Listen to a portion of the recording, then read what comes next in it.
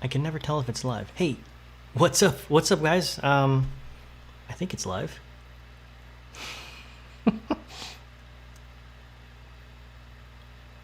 And there we go. That should be live. Hey, what's up? Welcome to the Shiplife TV podcast, the show that is dedicated to raising awareness of the opportunity of working on cruise ships and helping new and existing crew have an enjoyable experience. I'm your host, Jordan Martin, and today we're live on the YouTube, but this is also going to be on the podcast. So if you're listening to this after the fact, welcome.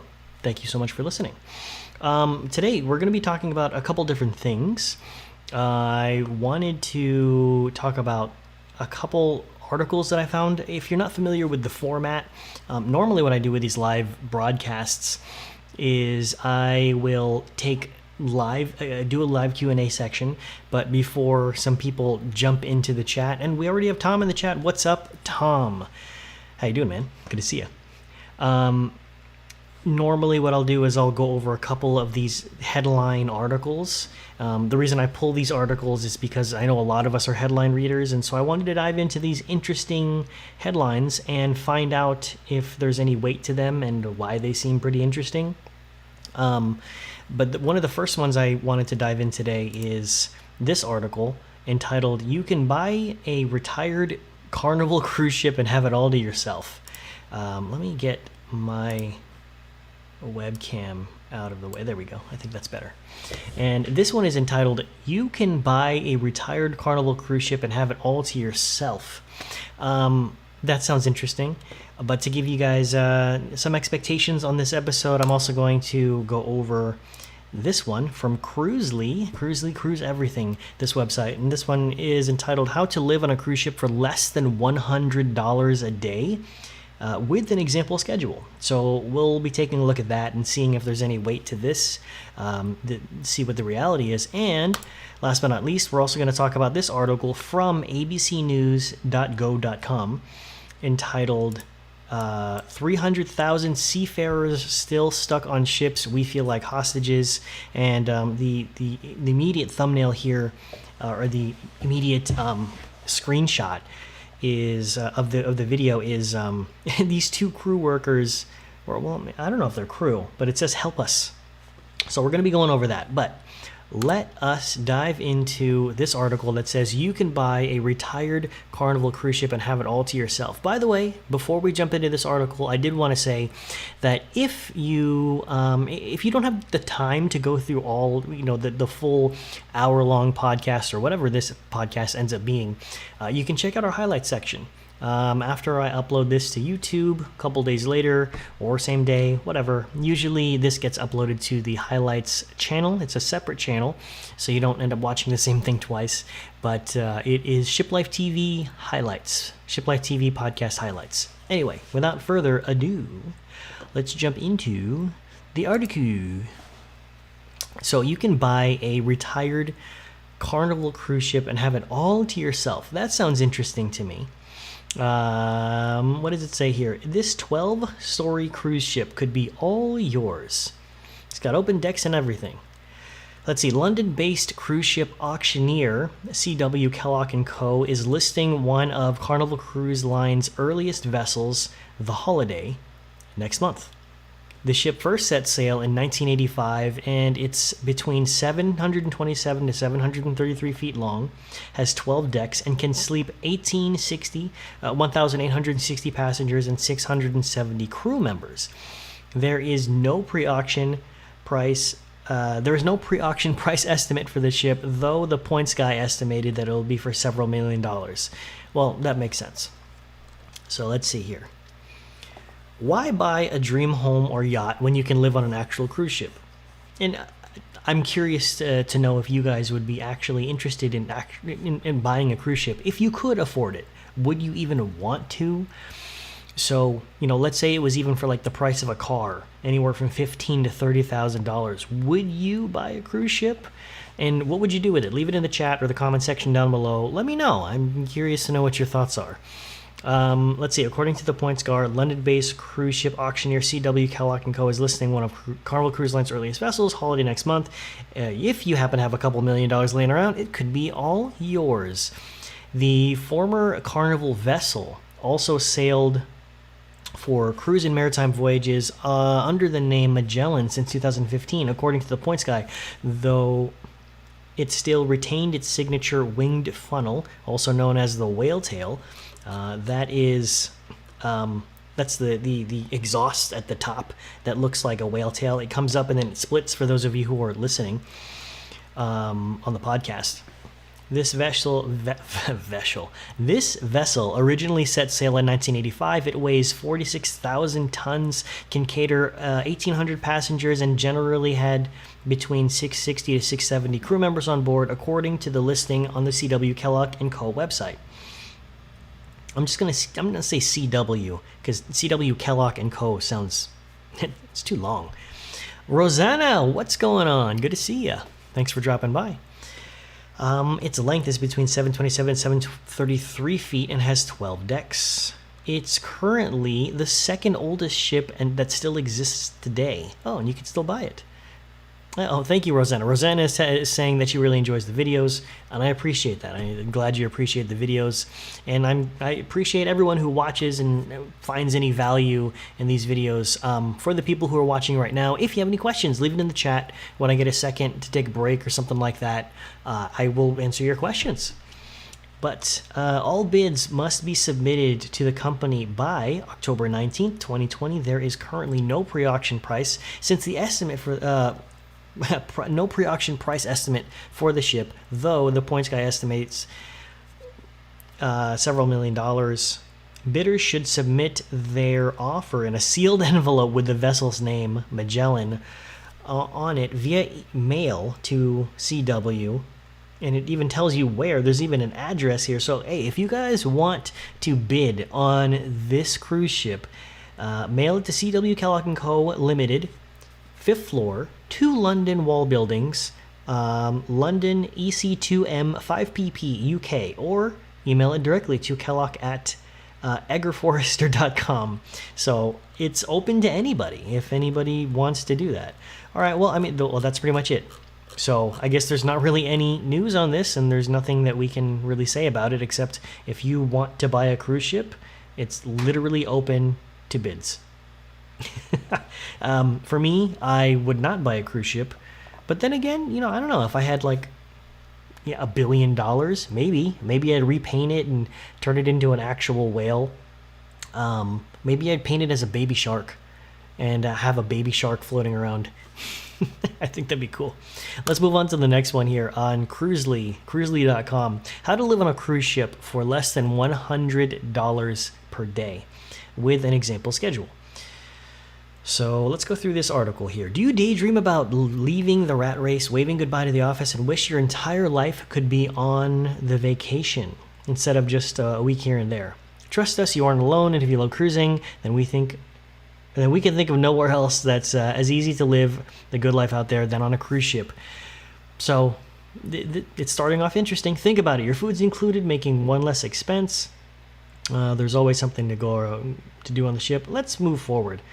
Let's see, of course, big issue comes to mind when living long-term on a cruise ship is the cost. For instance, according to our calculations, the cost for 2 people to live for a year on a single ship comes out to be $175,000 for 2 people. So both people per year you'd need to make about $87,000 just to live on the cruise ship on your own. But considering you're living on the cruise ship, I'm not really sure how you're going to make that money. So of that number, over $100,000 is spent on the cruise fare alone. Then you add on other things like port fees, taxes, gratuities, and onboard spending like restaurants, bars, things like that, and the cost grows even more. But if there was a way to cruise long term or even live on board a ship without spending what if there was a way that you could live on board without spending so much? What if you could live on a cruise ship for less than $100 per person per day? That would be pretty awesome. That would equate to $36,000 for the entire year? And in terms of living expenses, it's not bad. For many, That's an amount that's less than what they spend at home, and it is possible. Okay, Cruisely, you got my attention. Tell me how. What it takes, however, is some planning and some discipline. And if you envision cruising as being a non-stop party in an owner's suite, while also being inexpensive, think again, but it is possible. Here's how. Sail older ships in the fleet. Okay, we just talked about an older ship. Maybe it makes sense to actually buy one. We'll see. Emil, what's up? How's it going, man? Glad you could stop by. Miss you too, brother. We haven't gone live in a few weeks. So I'm happy to be back and potentially answer some questions that you guys may have. Right now, we are talking about how to live on a cruise ship for less than $100 a day. So it says here, let's put it plainly. Before the pandemic, there had never been a time when as many cruise lines were building new ships. Cruising was booming, and the lines added capacity as fast as they could. Those builds have slowed as the pandemic delays and has many new ships. Even so, there are a few newer builds under construction, blah, blah, blah, blah, blah. For example, we priced a 7-day cruise in October 2021 aboard the Carnival Glory built in 2003. That ship start at around, I think it means starts. So there's a typo in there. At around $400 per person for cruise fare. But the rates for a trip aboard Carnival's newest ship, Mardi Gras, start at nearly $550 for a week for a long-term cruise during the same time of the year. Okay, so $550 for a week, that's just under $100 a day. All right. There's little argument that the newest ships have a lot to offer. And often there is a difference between sailing a brand new mega ship versus the older, smaller ships. Even so, if you want to meet the goal of long-term for less than 100 day, then the older ships are your best bet. So what it's basically saying in that whole section is that your best bet, if you want to stay long-term on a cruise ship, go on the older ones. It also says here, look for busy departure ports and for cheaper options. Okay. One of the great things about cruising is that it has soared in popularity. Ships have moved to more and more ports, and just about everyone lives within driving distance of a port these days. However, not all ports are created equal. Oh, that's interesting. Okay. While there are cruises from ports all around the country, few ports stand out as having a ton of options. Like Miami, Port Canaveral, Port Everglades are home to multiple cruise lines and offer an amazing number of cruises. If you were to compare to an airport, sailing out of Miami is like flying out of Atlanta or LAX. The big cruise ports have multiple terminals, serve millions of passengers annually, and simply offer more options. And that greater number of choices means the likelihood of finding inexpensive cruise is greater. That's especially important during the summer months. Plus, if you decide to go hop ship to ship, then you may have more options in a place like Miami. So that's another interesting thing. So point number 1 was to make sure you're choosing the older ships, and then number 2 is to go to a port where there are more options, which again, along the lines of an airport analogy, that does make a lot of sense. Because again, if you fly out of LAX, you have a plethora of options, airlines from which to choose. So if you try to sail out of a large port, then you have a plethora of ships from which to choose.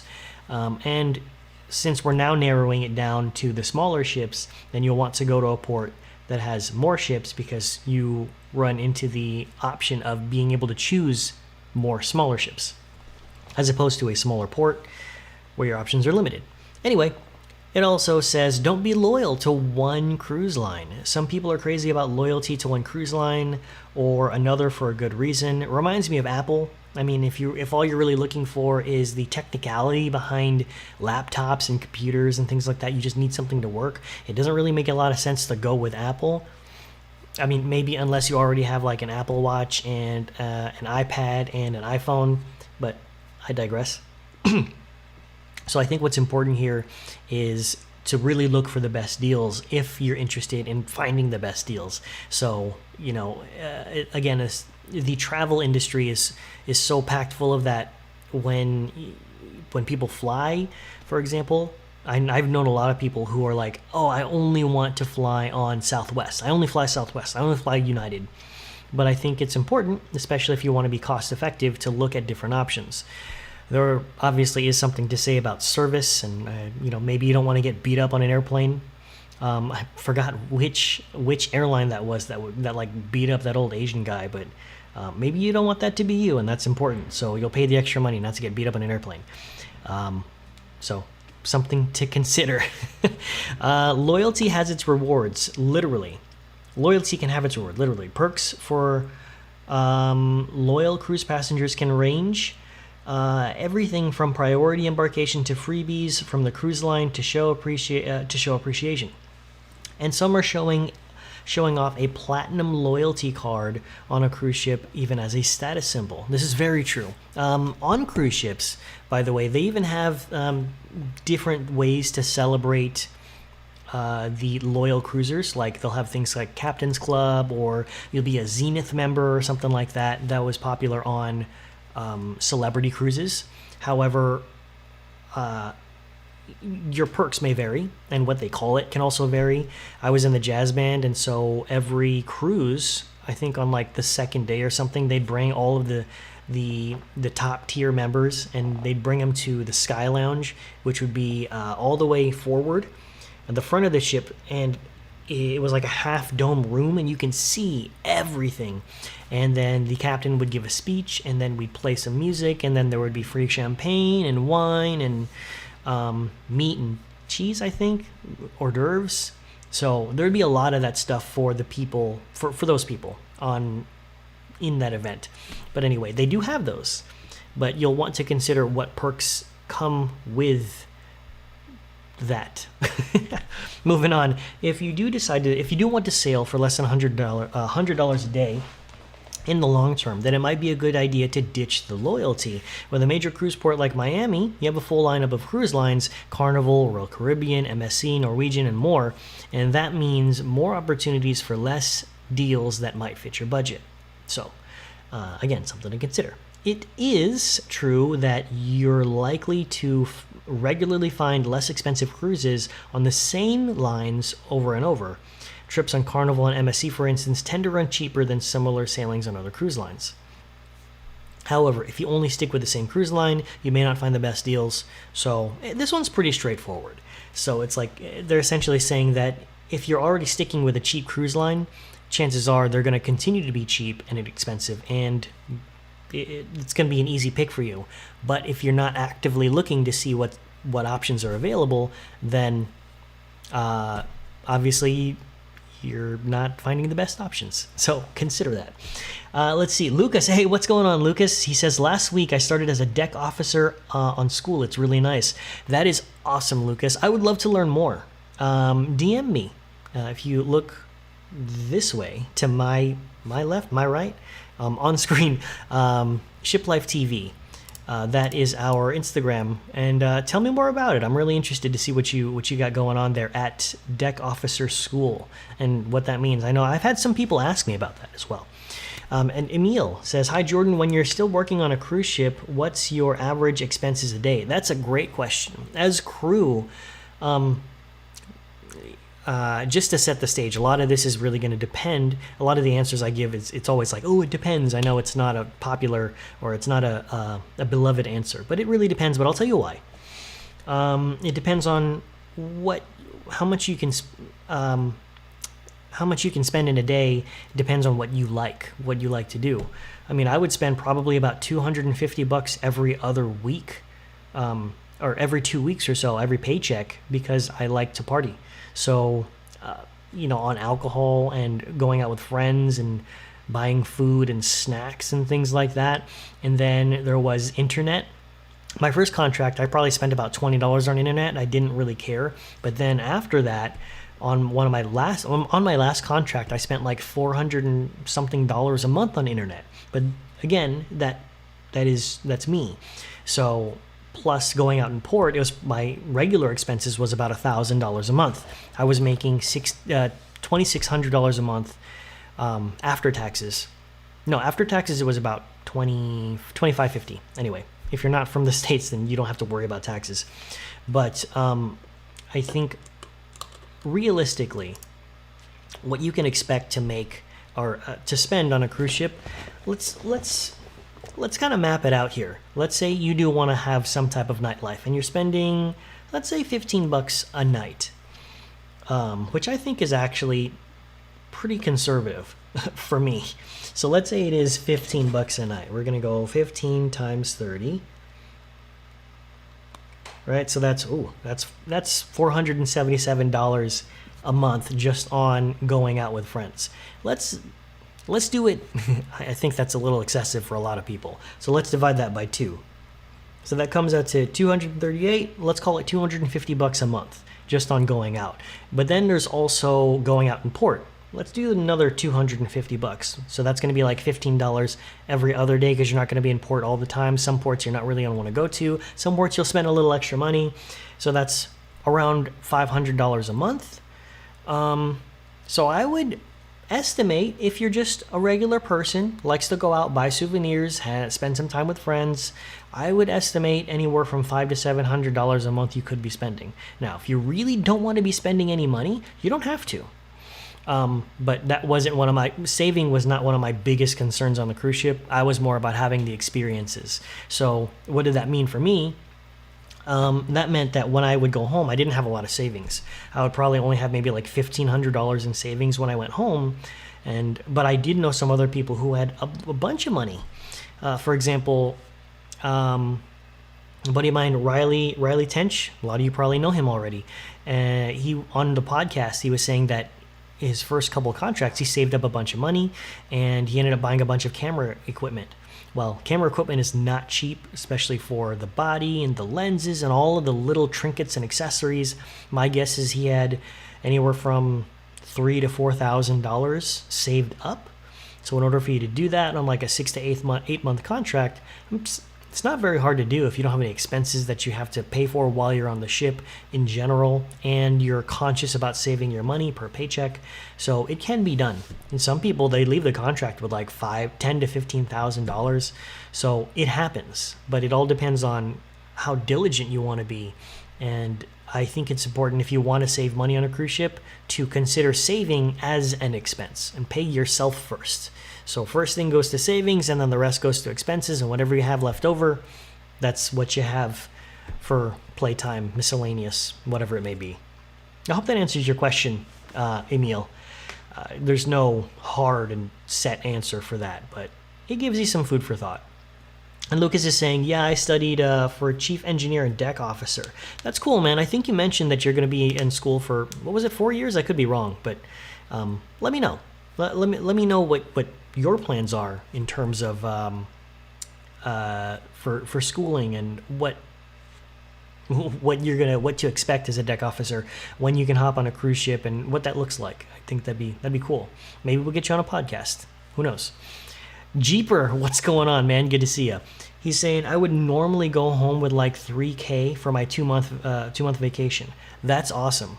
Yeah, $3,000 is that's a substantial amount for a 2 month vacation. But another thing that's important to consider when you are saving up is when you do go on vacation. Well, if you're not working when you're on vacation, some of those savings will go toward your regular expenses while you're back home. And then if you got friends back home and you want to go hang out with them and party, eat, socialize, and whatever, some of those savings will be eaten up. So I caught myself doing that. When I would go home, all of the savings that I would have when I got home is pretty much gone by the time I step back on my first day of the cruise ship. So, yeah. And Lucas is saying, yeah, for 4 years. So, anyway, let's keep going on this article here on how to have for those of you who are just joining in, again, we are talking about how to live on a cruise ship for less than $100 per day. The first tip was to sail with the older cruise ships in the fleet. Look for busy departure ports, and don't be loyal to one cruise line. Look at all of your options because you may miss something. That's why companies like Skyscanner and Kayak end up doing really well, because they look at all of the different travel options for you, so you can see what your options are. And Jeeper is saying, like, oh yeah, I did blow the savings on vacation. Yeah, it's pretty common. So I mean, but again, it just depends on what's important to you. You know, if you want to be able to spend your money on things and experiences, then just be mindful that it's going to go toward that instead of savings, and vice versa. Let's see. Drastically limit your onboard spending. Oh, what a nice segue. As mentioned, cruise lines are great at getting you to spend money on the cruise ship. And let me get this shadow out of my face here. Is that better? Okay. And if you want the full cruise experience, you're welcome, Emil. If you want the full cruise experience, you're going to have to shell out some dough. After all, hurricanes and Mai Tais aren't free. Unless you make it yourself, which you can. You can actually buy alcohol on the cruise ship. So that's something to consider if alcohol is your thing. It says, but beyond alcohol, there are lots of places to spend. Specialty restaurants are gaining in popularity. Then there's a casino, shore excursions, Wi-Fi, onboard shopping. That's why the average passenger's onboard spending is around 35 to 45% of their cruise fare. I'm interested to see what that means. For example, if your fare, so let's say it's $1,000 just for the sake of math, are they saying that you can expect your onboard spending to be about $350 to $450? Or are they saying that, I think that's what they're saying. So if you want to sail for $100 a day, then your onboard spending has to dramatically be lower than average and maybe even close to zero. Well, that kind of takes the fun out of it. But I guess they're really just trying to focus on the opportunity of just living on the cruise ship and not living the cruise ship life. So, interesting thought. Instead, if you want to enjoy yourself, then look at doing it off the ship where prices are much cheaper. Also be careful with that, because usually when the cruise ship goes into port, it also means that you're going to be going into a tourist spot. I like to use the example of Falmouth, Jamaica, or pretty much anywhere in the Bahamas for that matter. You know, like the minute you go into St. Martin, you're literally in a touristy area. And even though, yes, on the cruise ship, it's going to be expensive because you have nowhere else to go, so they're going to jack up the prices so you have no choice, you're still in a touristy area by the time you get out. You'll have to get out of that little area to get the local prices. Another great area that I love is Cozumel, Mexico. I love that place. Even though, yeah, you do walk into this little shopping area, you have to get out. You don't have to walk very far to get to some really nice places with drinks and food and I suppose entertainment as well, and souvenirs and grocery stores that you're spending as much money or less money than you would normally spend typically back home if you're in America. So, you know, like there's this place where you can get like dollar quesadillas, and they're only $1 because they're so close to the cruise ship. But you know, for someone like me, $1 for a quesadilla, that's a steal. So yeah. And Emil is saying 2 beers a night and I'm in. I know some people like that. I had a buddy of mine, he was over the other day and he had one shot, red, glistening face, done for the evening. We call that a cheap date. So for me, you know, because I drink a lot and I have a decent tolerance. So what that means is that when I go out, it usually means that it's going to take a few drinks for me to get to a point where I'm not thinking about how bad I'm dancing. So something to consider when I go out. And so that's why I have to pregame before I go out, so I don't end up spending $100 every time I leave the house. But then therein lies other issues where, you know, maybe I pregame too hard and I never make it out of the house. So anyway, let's get back to the article. It says here, take advantage of ports of call to save money. Finally, if you want to make the most of your budget, do it in port. While most spots that a cruise ship will visit are tourist areas and generally have more expensive prices you see anywhere in the country, they're still cheaper than on a ship. This article is actually doing a very good job of helping me segue my little rants back into the article. Just an observation. For instance, if you want to have a beer on the ship, expect to dish out $6 to $8 each. What I will say is that here in America, in most of the cities, at least the larger cities, $6 to $8 for a beer is pretty normal.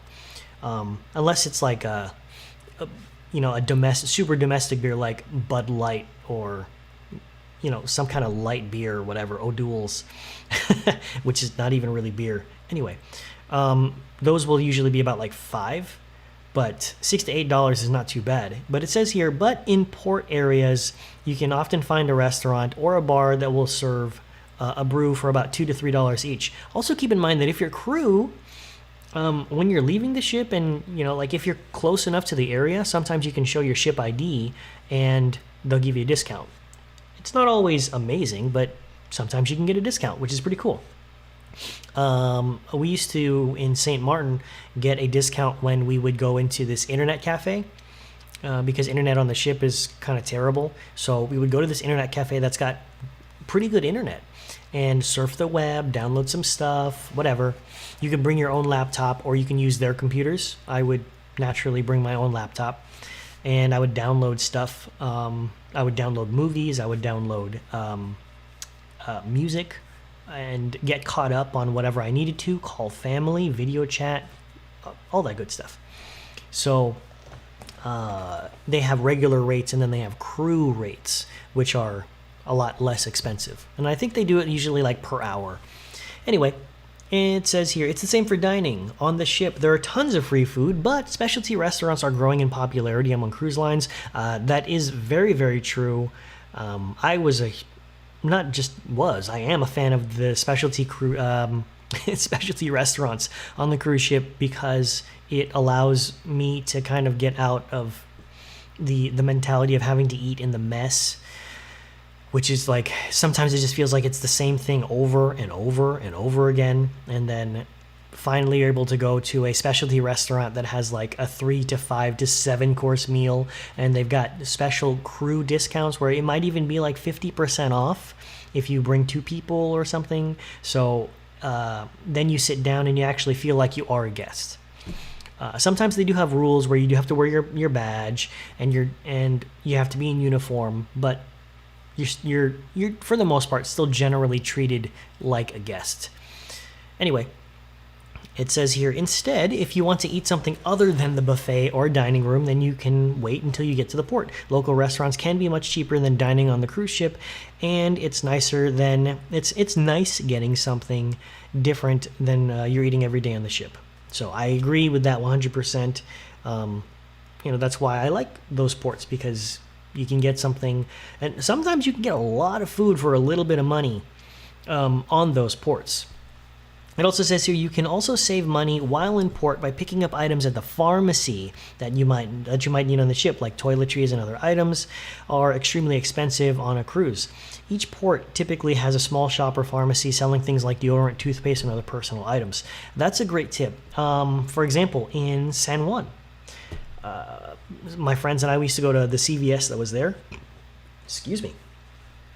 We used to go to the CVS that was there and stock up on toiletries that we would need, like mouthwash, shampoo, soap, toothbrushes, because again, they do sell those for crew on the ship, and they will be cheaper than your typical shops that are on like deck 4 or something like that. But it's still going to be marked up at least anywhere from 50 cents to $2. So you'll save some money just by getting off the ship, stopping by a CVS or a Walgreens or a Publix or whatever, and picking some stuff up there. And we got Rachel in the chat. What's up, Rachel? Good to see you. She's saying, hey, Jordan, how long is the process when applying to be a musician on a cruise ship? Also, how hard is it to get the job and the success rate? I will get to that in a second. Let me finish this article, and we'll talk about that. Let's continue. As well, many ports have Wi-Fi available. Internet on a cruise ship is expensive.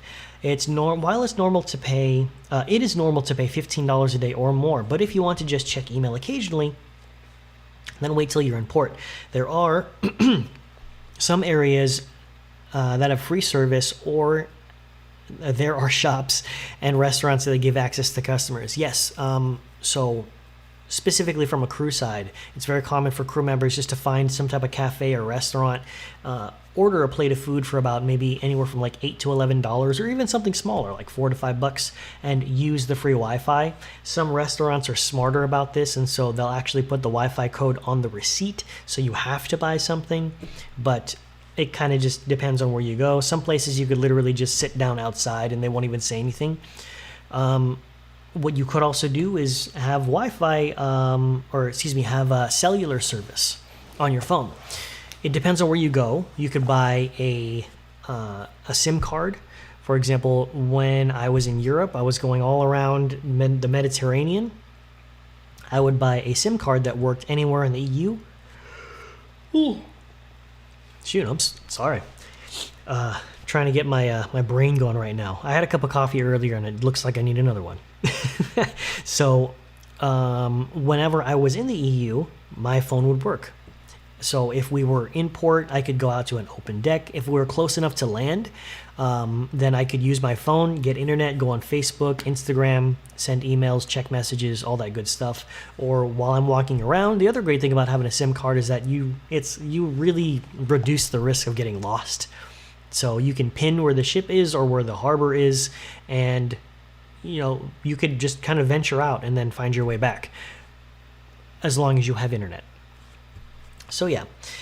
Anyway, it gives a little breakdown here on the $100 per day sailing. Sailing for less than $100. It is sailing less than $100 a day long term. It's definitely possible, but it does take plenty of discipline. If you're envisioning a lavish, free spending trip that you might have on a sorry, let me get this article back up here. On a single cruise, then you should adjust those expectations. Even so, by being smart with your money, including interior cabins, keeping your cruise line options open, and by being thrifty on the ship, you can find options to sail for under $100 per person per day, it means, even after taxes, fees, and gratuities. So, to give you an example, below we've compiled a schedule of cruises that start from 2021 that sail from Miami and Fort Lauderdale. These trips add up more than 60 days at the start of the year, offering you 2 months living aboard the ship. Oh, that's interesting. So, sailing for under $100 a day. The following sample schedule for 2 people includes more than 2 months at sea and an average price per person per day of just $94. So, at 2 months at sea, so that's still about $3,000. So that's still like $6,000, but regardless, it's not terrible. Is my math right? 30 times 100? Yeah, 3,000. All right, so let's see. We got MSC. You start off at MSC for 14 nights. The price is $25.92, and then another 14 nights on MSC, same ship. So basically, you don't even leave. And spend another $25.78, and then you go to the Carnival Sunrise for 5 days for $9.64. Then you go to Royal for 4 days for $8.35. Then you go to MSC Harmonia for 11 days, 4 days, then another 7-day cruise for $700 for the first one, $1,100 for the next one, and then you stay at a hotel for 1 night. And then just to wait for the Royal Caribbean Empress, OTS, Empress of the Seas, for 8 days for $1,500, and then you transfer over to Princess, the Caribbean Princess, for one last week, and that is a grand total of $11,827. So it says here, in our example, we purposely added a number of different ships and cruise lines to offer some variety. We were able to find an itinerary for the entire 2 months, with the exception of 1 night, where a passenger would have to spend a night in a hotel in Miami before heading back to the sea the next day. Basically, what I find interesting about this article is it provides an opportunity for people to live on the cruise ship for an extended period of time and enjoy the travel and enjoy being at sea. Obviously, without the luxuries of, being on the cruise ship and enjoying all of those little things. Sorry, I keep touching my nose because it's like, yeah, you guys ever had that? Like it feels like something's tickling your nose. That's what I'm getting right now. Anyway, so you have the luxury of being on the cruise ship, enjoying the travel, and enjoying the open, fresh air, which I'm sure a lot of people, especially in California, would appreciate because of these fires. It's pretty crazy out here for less than $100 a day. So, yeah, and if they can do it and they can put this together, then you can too. Now, whether or not you have $12,000 to do it, that's up to you, but it can be done. So There you have it. All right, now let's jump into Rachel's question. How long is the process when applying to be a musician on a cruise ship? How hard is it to get the job, and what is the success rate? Okay, so let's talk about we're going to start backwards with that one. What is the success rate?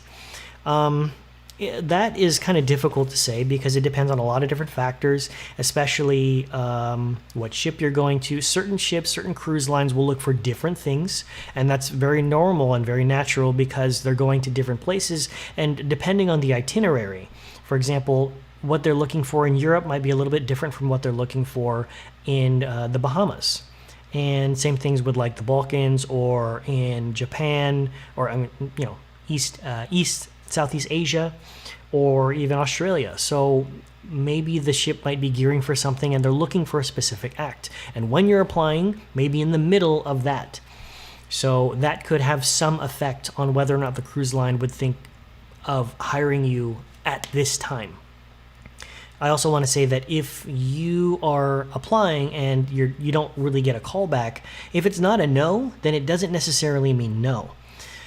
So don't be afraid to keep applying or keep inquiring about your application because obviously you want to work on the cruise ship, and different times call for different people. Anyway, so in terms of a set success rate, there's no set success rate. I also want to say that because of the amount of people who do end up applying, the success rate tends to be lower because there are a lot of people who are not prepared when they apply. That's where my job comes in, or not necessarily my job, but I want to help prepare you guys. But there are a lot of people who just submit their tapes. They don't have a repertoire list. They're not submitting the right show reels, or basically show reels. They don't have the right look, or they don't look experienced enough in the video. So not enough things to help sell them or sell the cruise line on why they should work with that musician. So because of that, that's going to drive the success rate lower. Now, does this mean you won't be successful? Not necessarily. If you are more prepared, right? If you have all the things that a cruise line, or at least most of the things a cruise line is looking for, you have a very good chance of being able to work on the cruise ship. So, and we got a couple of the people making commenting in the chat here. I have no idea how to pronounce that first part. Well, maybe I do.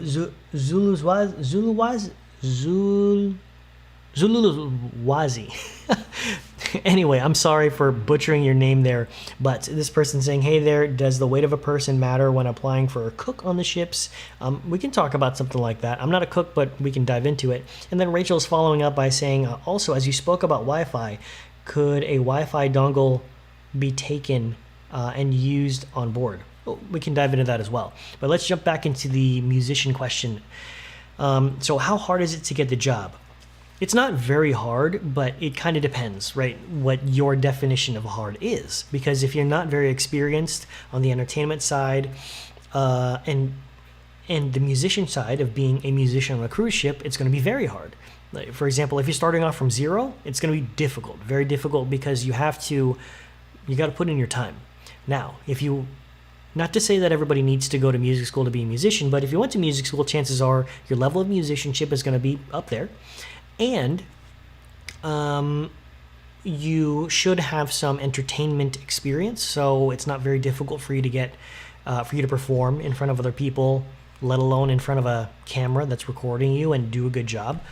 So I would say the level of difficulty for the average musician is, I would, moderate. If you're a regular, if you have experience playing in front of people, but you haven't quite put a package together, that's probably going to be the hardest part, where you have to start thinking about, all right, who am I applying? What cruise line am I applying to? What type of repertoire should I put on my list? What kind of video should I make? How do I make that video? What about my branding and my image? Do I want to go solo? Do I want to put together a group? And then there's the difficulty of managing and leading a group with all of these people, making sure all of these people have the right expectations for a cruise ship. Are they all ready for a cruise ship? Are they all willing to commit to working on a cruise ship for anywhere from 4 to 6 plus months?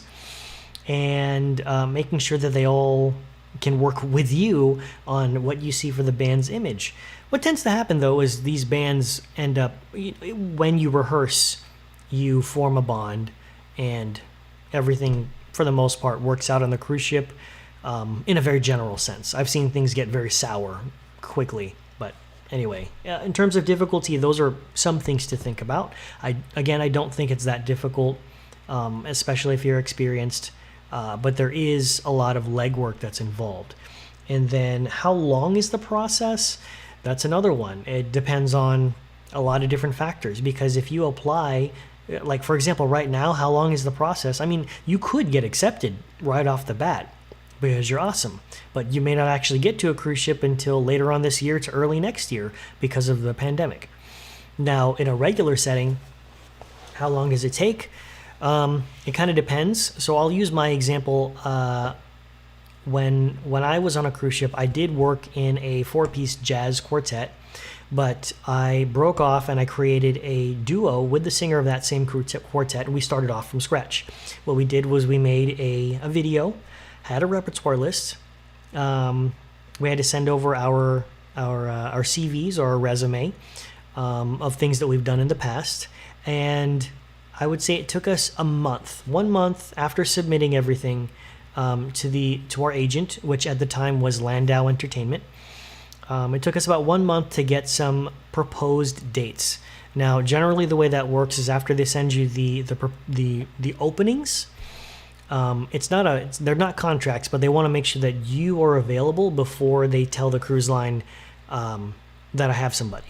So you say you're available, then they'll say, yeah, we've got some people. They'll submit the package, and then they'll let us know. At that point, it took about, because that was around middle of May or something. And at that point, I think it took about a month and a half to get solid dates. And at that point, we actually ended up picking up 2 contracts. One was a short-term 7-week contract in the Mediterranean, and then it was a month vacation, and then it was a 6-month contract on Celebrity Millennium for, how long was it? I can't remember how long it was, but no, it was six months. I just said that. So yeah, but those 2 dates, for the rest of almost the entire year was booked just off of that one conversation. So yeah, about 2 months to lock in the deal. But again, it could depend. I guess my main point here is it's because you don't really have a lot of expectations. It's hard to guide you in that direction because I can't give you any expectations because it really depends. But have some expectations in terms of how long it is okay for it to take. It could take several months before they get something concrete to you. And things with a cruise ship happen very quickly all the time or right off the bat. So what I mean by that is sometimes you may be waiting and all of a sudden cruise line hits you up or your agent and they're like, we need you on the ship. Can you get on in 3 days? Can you get on tomorrow? So when you just when you think nothing's happening, everything could turn around. I hope that helps. And since we're on Rachel's question, I just want to talk about the Wi-Fi real quick. And then Noella, we'll get to your question as well. And then we're going to wrap some things up. But it says also spoke about Wi-Fi. I'm not sure what you mean by you say you're saying a MiFi dongle. Yeah, give me some clarification on that, Rachel, on what a MiFi dongle, or maybe you mean Wi-Fi. I'm not really sure what you mean by that. Maybe it's some type of device that gives you Wi-Fi wherever you go. I'm not really sure. Anyway, let's jump to Noella's question. Hey there, does the weight of a person matter when applying for the cook position on cruise ships? No, until a certain point. Because then I think at a certain point, it's not even the weight of a person applying to be a cook. It's the weight of a person applying for almost any job on cruise ships for that matter. And the reason why this applies is not because there's a weight discrimination. Again, it's not like I've spoken with HR about this, but just from my perspective. So take it with a grain of salt, but hopefully you get something from this. If your weight Okay, but let me preframe this even more. You should be able to assist guests and be able to take care of the safety of guests, and in an emergency situation, get from point A to point B quickly and effectively. So if your weight affects you, negatively impacts you, and you're not able to move about quickly, and for example, put on a standard life vest, a standard size life vest, or you're not able to get up and down the stairs easily if the elevators were to go out in an emergency situation, they may not let you on the ship, because those are very real things that could happen, and they're always considering those things. So if you are overweight and those types of things are difficult for you, then not only are they going to be less likely to have you as a crew member on the cruise ship, but that's probably not the best place for you to be either. And this is not me saying that, people need to lose weight. Do whatever you need to do, but maybe be in a situation where you're not actively in charge of somebody else's life, and your own life may be at risk because you can't fit into a standard size life vest or fit comfortably into a standard size lifeboat. So that's my 2 cents on the weight thing. And then Rachel's following up on her question. Yeah, it's a portable Wi-Fi router that can be connected, that you pay for monthly. Oh, I see. Okay, cool. So it's kind of like a hotspot. So yeah, absolutely. I mean, it's essentially, the idea is like paying for internet on your phone. It receives Wi-Fi, and then you can use it kind of like a hotspot, where it will feed data into your laptop or something like that. At least that's my understanding. Yeah, you can absolutely use that. Now, where you would use that, you would probably need to use that next to Windows or Open Deck. So again, something to consider. For example, if it's raining or something like that, being out on Open Deck is not likely, because a lot of ships, they may have an open deck, but the overhang or something like that, some do, some don't. And then there's also, if you want to be by a by a window. I've had plenty of friends who had the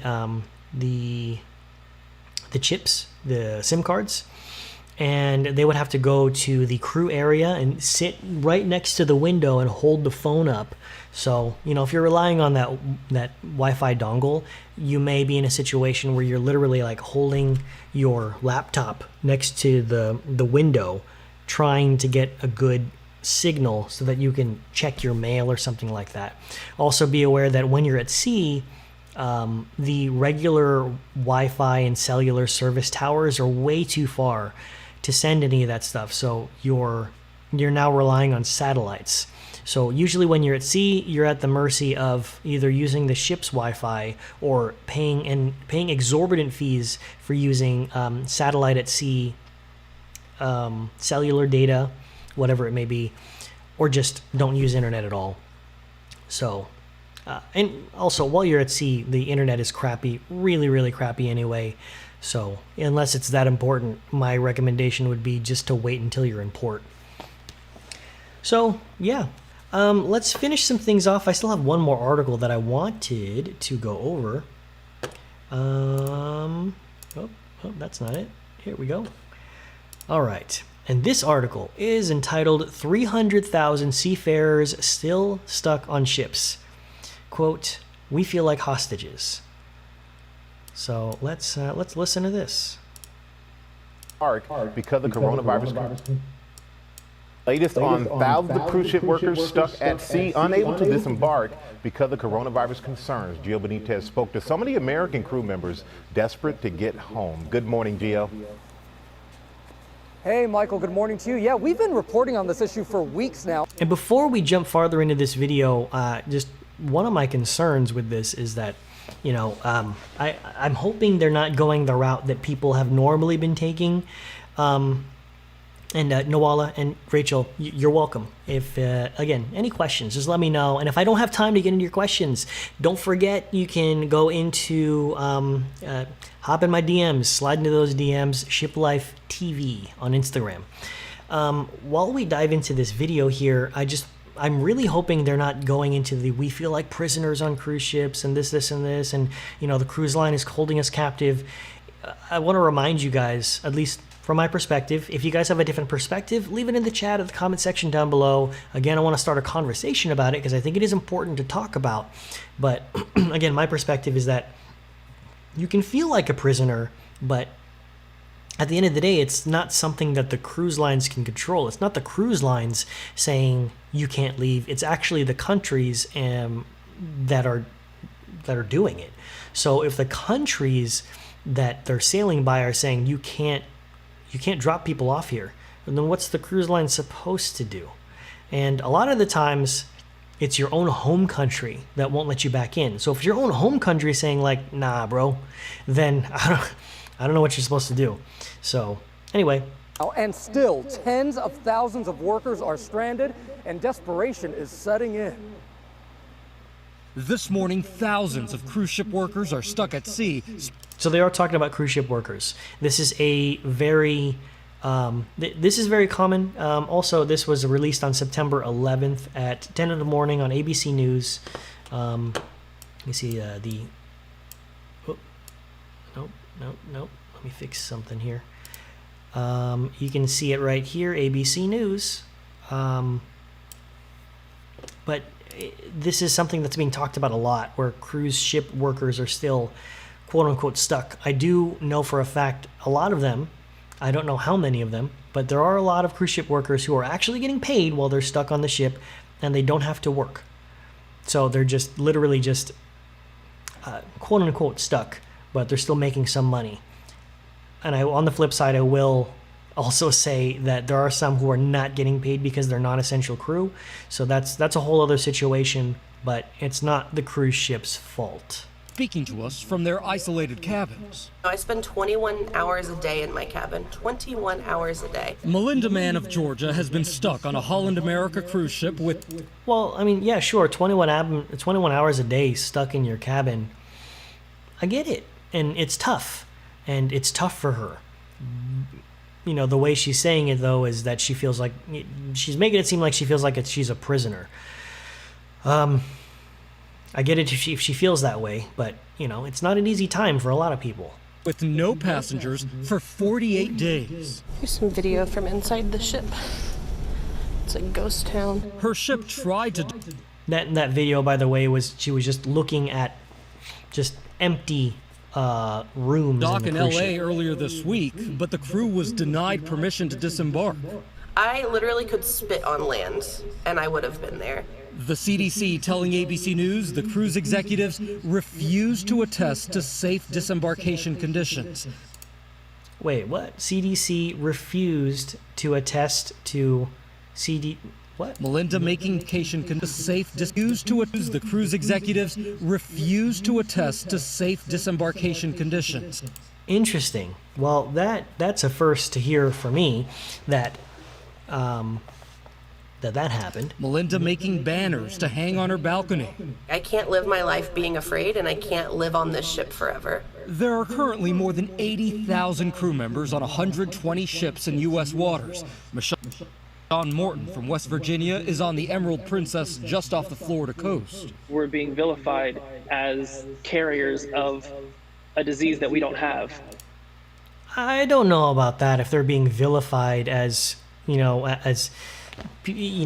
carrying a disease that they don't have. I mean, that's just because you don't have it doesn't mean you can't carry it, right? So I think that these people being on the cruise ships, they're looking for reasons why that they're being stuck on the cruise ship. Like, trust me, I understand that it's difficult to be stuck on the cruise ship and you can't do anything about it. There's no expectations as to when you can go back, and you want to see your family, and you can literally see land. Bro, just let me come home. I get that. But I mean, to literally say that you're being vilified for the idea of having, like, you can carry it, bro. You've been to, the ship has been to different countries, and you could have it and carry it and all of a sudden release it out into the world. So the CDC, the U.S. Coast Guard, they're all like, and not even just America, the entire globe, they're all trying to do as much as possible so that this doesn't spread. You just happen to be in the wrong situation at the wrong time. Which at this point, I'm more in danger of getting COVID-19 by trying to go home than you are in danger of getting it from me.